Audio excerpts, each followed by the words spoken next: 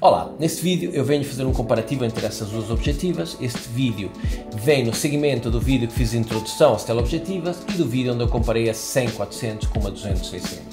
Nesse caso em particular eu estou a comparar duas objetivas com distâncias focais equivalentes. As duas são 70-200, esta é uma 2.8 e esta é uma f4. Quero salientar que nesse comparativo eu não estou a comparar detalhes em termos de velocidade de resposta de foco, em termos cromáticos, em termos de nitidez. Estou sim a comparar as duas objetivas consoante o tipo de utilização que faz na sua fotografia, para que consigamos chegar aqui a um ponto em que perceba qual é aquela que se adapta melhor ao seu tipo de fotografia e a utilização que lhe vai dar. Duas características que são, obviamente, vistas logo ao olho nu entre as duas objetivas. Uma tem a ver com a abertura, 1.2.8 acaba por ter uma profundidade de campo menor, acaba por ter um maior desfoque, tudo isto também dependendo de que distância nós estamos a fotografar do objeto que está a ser fotografado.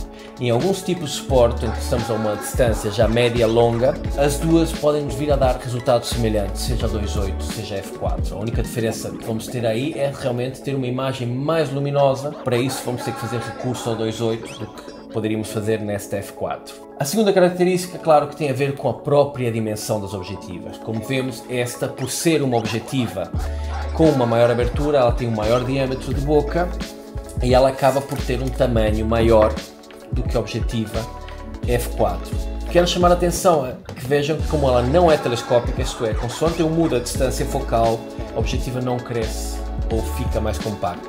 E isto é uma boa característica para quem trabalha em situações de maior umidade ou onde temos mais pó, porque ela torna-se mais estanque do que uma objetiva que é telescópica. Como podemos ver, ela aumenta e diminui consoante a distância focal que estamos a utilizar.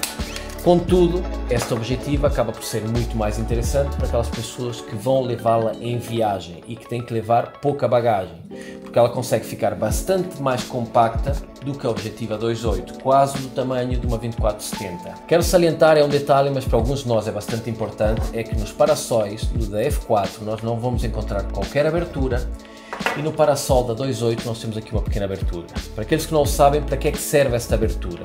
Quando nós utilizamos, por exemplo, filtros na objetiva, filtros ND variáveis, nós precisamos rodar o filtro para variar então a intensidade do ND, e aí o podemos fazer facilmente aqui. Caso contrário, nós somos obrigados a retirar o filtro da objetiva, reconfigurá-lo e voltar a pôr. Outro pormenor que me estava a esquecer, em termos da ergonomia das objetivas serem telescópicas ou não, isto já mais orientado para o vídeo, é que quando nós temos objetivas telescópicas, o centro de gravidade acaba por variar, o que em alguns casos obriga a termos que recalibrar o nosso gimbal de forma a voltar a poder utilizar o gimbal sem danificar o equipamento com aquela nova distância focal. Em termos de foco e estabilização, na lateral da objetiva nós vamos ver o mesmo número de parâmetros que podemos configurar e as mesmas configurações, excluindo apenas um, que é aquele da distância de foco do objeto. Enquanto na 2.8 nós podemos trabalhar em full ou infinito até 3 metros, minimizando a distância em que ele tem que focar para tornar o foco mais rápido. Na f4 nós vamos encontrar aqui três opções: o full na mesma, o infinito até os 3 metros e a opção macro. Isto é, esta objetiva, para além de ser uma teleobjetiva, ela também tem características de uma objetiva macro. Outra característica que encontramos apenas na 70-200, aqui no fim das configurações laterais, é o lock da íris, que nós não vamos encontrar na f4. Contudo, encontramos uma nova e específica desta objetiva, que é um lock deste lado, mas que nada tem a ver com a íris, tem sim a ver com o lock da própria objetiva, de forma a trancar para que ela não expanda. Isto apenas deve ser utilizado quando estamos a transportar o equipamento e para que não se danifique. Em termos de usabilidade, nós vemos que ambas permitem a utilização em monopé, e no caso em particular da f4 nós podemos retirar, trata-se de um anel, e no caso da 70-200 2.8 não é possível retirar este anel. Podemos sim retirar o pé da sapata, mas o anel apenas pode ser rodado, isto é, nós podemos passar a câmara de landscape para portrait ou de portrait para landscape e depois voltar a trancá-la. E por fim, em termos de ergonomia, a última característica que para mim faz toda a diferença, que eu adoro nas objetivas G Master, é a possibilidade de retirarmos o clique. O clique é aquele pequeno saltinho que nós sentimos nos dedos cada vez que estamos a mudar a abertura. Nós podemos, se quisermos, anular essa característica tirando o clique, e a partir desse momento o movimento entre aberturas passa a ser suave ou contínuo.